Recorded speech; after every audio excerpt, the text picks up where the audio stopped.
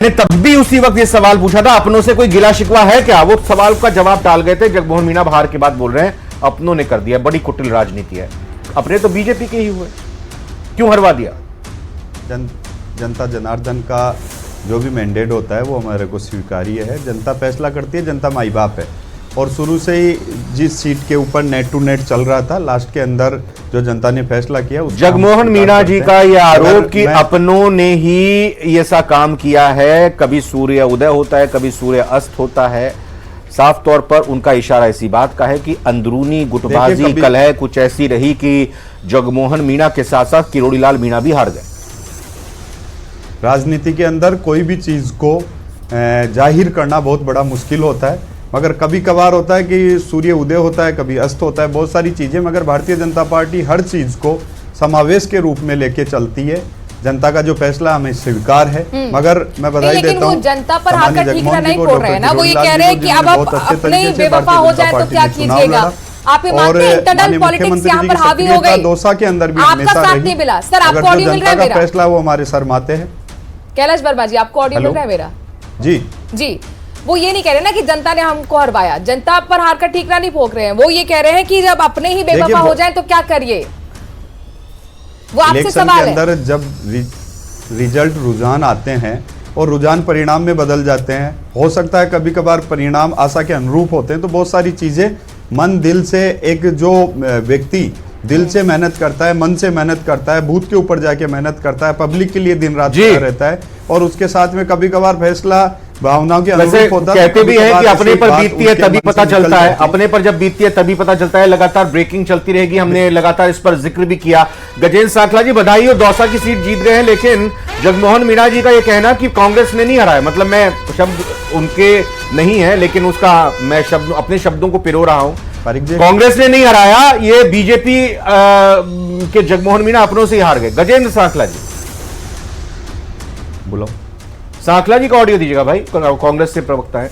तो 7 सीटों पर राजनीति हराने का काम जनता जनार्दन का है, और जनता जनार्दन ने दौसा के परिणाम से इस बात को परिलक्षित कर दिया है कि राजस्थान सरकार की कार्यशैली राजस्थान के लोगों के लिए पिछले 11 महीने में क्या है।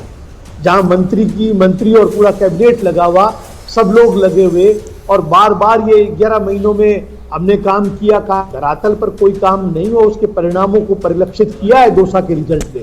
ये बात परिलक्षित करती है, ये बात स्पष्ट रूप से है, जनता इस भारतीय जनता पार्टी की सरकार से त्रस्त है, दबाव की राजनीति सांखला जी दरअसल बीजेपी के इंटरनल पॉलिटिक्स को लेकर सवाल था।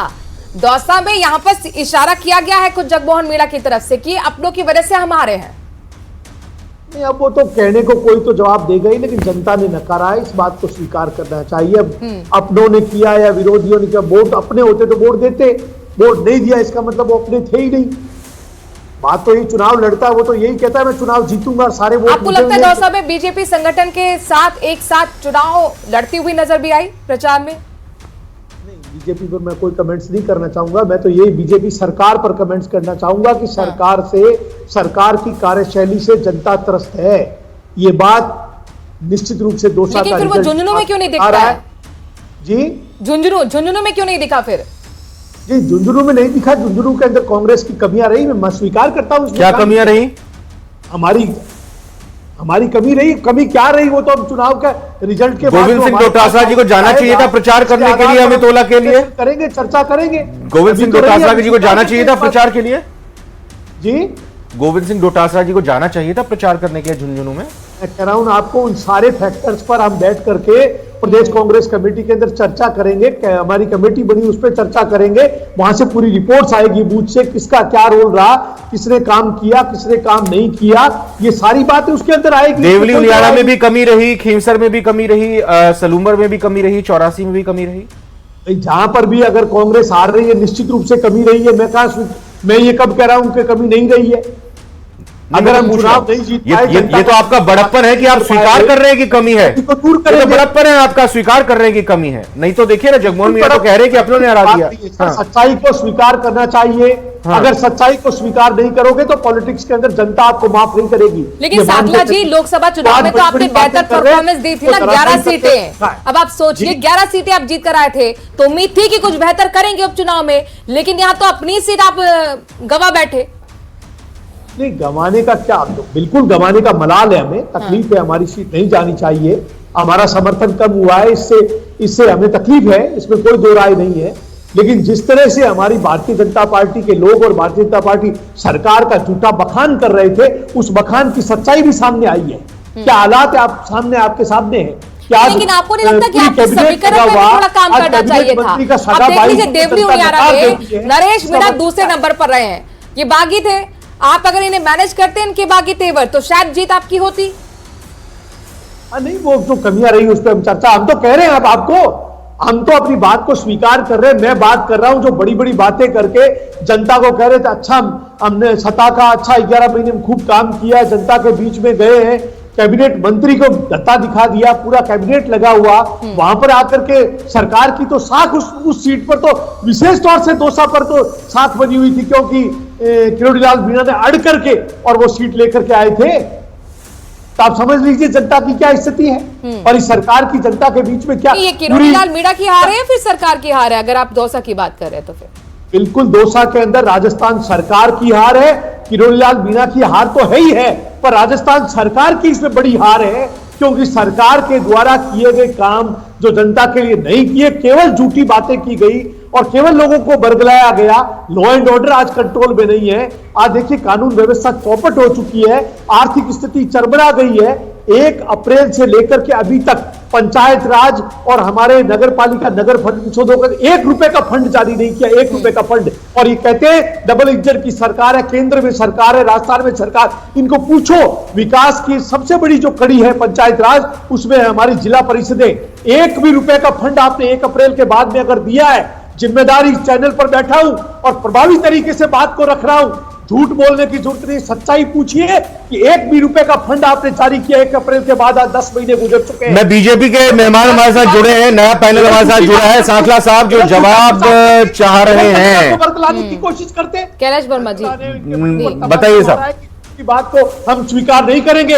बीजेपी को जवाब दे जी। 1 अप्रैल के बाद कोई भी पैसा रिलीज नहीं किया गया है, नहीं किया है, मैं जिम्मेदारी के अरे साथ जवाब कहता तो हूं। सुन लीजिए। हाँ, अगर किसी ने किया है, जवाब दे रहे हैं। बीजेपी के प्रवक्ता मौजूद है, सर जवाब दीजिएगा। उन्होंने केवल डबल इंजन की सरकार करके जनता की आंखों में धूल चौंकी है और उस धूल का जवाब इस चुनाव का अभी रामगढ़ ठहरिए आप, रामगढ़ का रिजल्ट भी आ रहा है। रामगढ़ का रिजल्ट अभी तो खैर पीछे हैं आप, अभी रामगढ़ में कांग्रेस पीछे। हाँ, मैं समझता हूं कि माननीय सांखला साहब की बौखलाहट और घबराहट इस बात सीधा प्रतीक है कि राजस्थान में भारतीय जनता पार्टी की सरकार ने जिस प्रकार से क्रमबद्ध तरीके से राजस्थान के विकास के लिए काम किया और जनता ने 4 से अधिक सीटों पर भारतीय जनता पार्टी के लिए बजट की आवश्यकता होती है।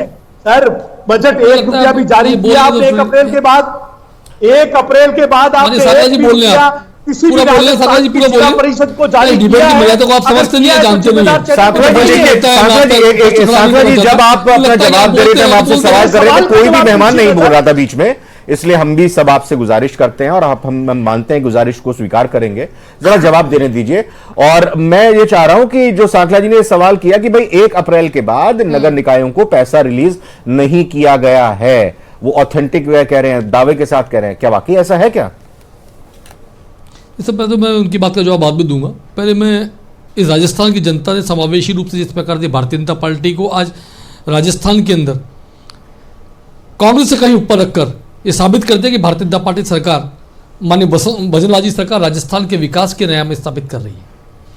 उन्हें साबित कर दिया राजस्थान जनता ने, जिस प्रकार से राजस्थान के यशस्वी मुख्यमंत्री 15 को शपथ ग्रहण के बाद 16 को SIT गठन कर युवाओं के लिए संघर्षरत होते हैं और पेपर लीक माफिया कड़ी कार्रवाई करते हैं। ERCP का गठन हो या किसानों को किसान निधि देने का काम किया हो या सड़क, स्वास्थ्य और शिक्षा की बात राजस्थान मुख्यमंत्री ने की हो या पेट्रोल डीजल पर वेट घटाने का काम किया, उन सभी चीज़ों जनता ने स्वीकार किया है। मैं माननीय सांखला साहब को सुन रहा था, जब माननीय सांखला साहब एक दौसा की सीट को लेकर राजस्थान सरकार की हार बता रहे थे। यदि राजस्थान सरकार की एक सीट को लेकर हार है तो जो 4 सीटें राजस्थान में भारतीय जनता पार्टी जीत रही है वह किसकी जीत है, बताते सांखला साहब। निश्चित रूप से हार जीत के मैं जीवन जगमोहन मीणा का पहला रिएक्शन राजस्थान पर आ गया है। सुन लीजिए ना आप, मेरा आपसे सवाल है, जगमोहन मीणा का पहला रिएक्शन आ गया है हार के बाद। उन्होंने कहा कि अब अपने ही बेवफा हो जाए तो क्या कीजिएगा, इशारा आप ही की तरफ है। देखिए अपने बेवफा हो जाए ये कि प्रत्याशी का जब हार के बाद पर्यवेक्षण हो सकता है, इसमें इसकी जिस प्रकार से कोई शिकायत सामने आएगी तो उस पर कार्रवाई होगी और सरकार अपनी ओर से सीट पर समीक्षा बैठक भी करेगी और सरकार देखेगी इस सीट पर हारने क्या कारण रहे। लेकिन ये माननीय सांगला जिस प्रकार कहते हैं सरकार हार गए, करुणलाल मीणा हार गए, करुणलाल मीणा का संघर्ष ये राजस्थान की जनता जानती है। जिस व्यक्ति ने राजस्थान के बीहड़ में जाकर डाकू को संपर्क करने का काम किया हो, जिस व्यक्ति ने राजस्थान के सवामाधोपुर की बंद मिल के लिए संघर्ष किया हो, जो आदमी राजस्थान संघर्ष का प्रतीक बन गया हो, इस व्यक्ति की हार हो नहीं सकती। इसी तौर पर यदि आज की बात करो तो हो सकता है दौसा लोकसभा सीट किरोड़ीलाल मीणा जब नहीं जिता पाए तो उन्होंने कहा मैं इस्तीफा देने जा रहा हूं, और अब जब उपचुनाव में अपने भाई को विधानसभा चुनाव नहीं जिता पाए तो क्या इस्तीफा स्वीकार होगा उनका?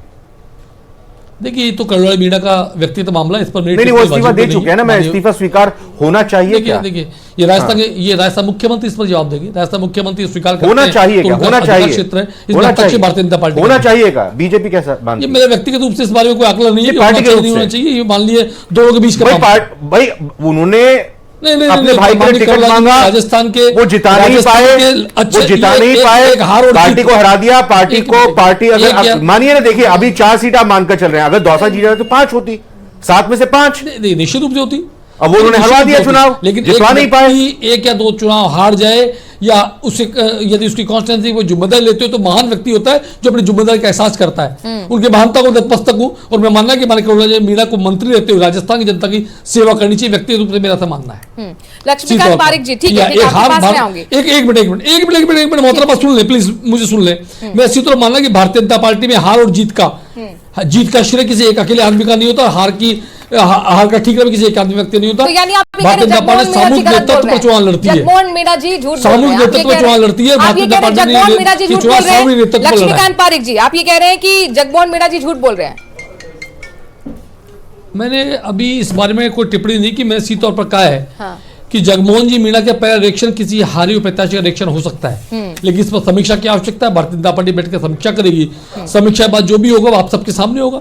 और लेकिन मैं सीधे तौर पर यह कहता हूं कि मालिक करुणलाल जी मीणा यदि हार की जिम्मेदारी लेते हुए अपने पद से उन्होंने इस्तीफा दिया तो एक महान व्यक्तित्व के धनी है जो अपने हार के लिए अपनी जिम्मेदारी ली। लेकिन भारतीय जनता पार्टी का नेतृत्व, मुख्यमंत्री नेतृत्व भी महान व्यक्तित्व का धनी है जिन्होंने व्यक्तिगत रूप से किसी हार को व्यक्तिगत कारण नहीं माना, उनका सामूहिक नेतृत्व की हार है और सामूहिक नेतृत्व हारा हो सकता है। लेकिन इस प्रकार से किसी व्यक्ति विशेष के ऊपर हम कहते हैं कि इसके बाद सीट आ गई, ये भारतीय जनता पार्टी कल्चर बिल्कुल भी नहीं है। अब ये कांग्रेस तय करे कि वो 4 सीट घोटाला कारण हारी, सचिव पार्टी कारण हारी, अच्छा, या माननीय जूरी साहब के कारण हारी, या कांग्रेस के माननीय गौरव साहब के कारण हारी। अब कांग्रेस की तो जातिवाद की राजनीति जाट, गुर्जर, माली और एससी में बटी हुई है, उनका नेतृत्व बटा हुआ है। तो नेतृत्व बटी हुई कांग्रेस जातिवाद की राजनीति कांग्रेस करती है, उसका राजस्थान की जनता ने कराया जवाब। आपकी पार्टी बटी हुई नहीं थी, ठीक है सर, मान लिया। ये बताइए, मदन राठौर अभी कह रहे थे कि डबल इंजन की सरकार पर भरोसा जताया है, ये रुझान बताते हैं, तो वो जो भरोसा था वो दौसा में क्यों नहीं दिखा?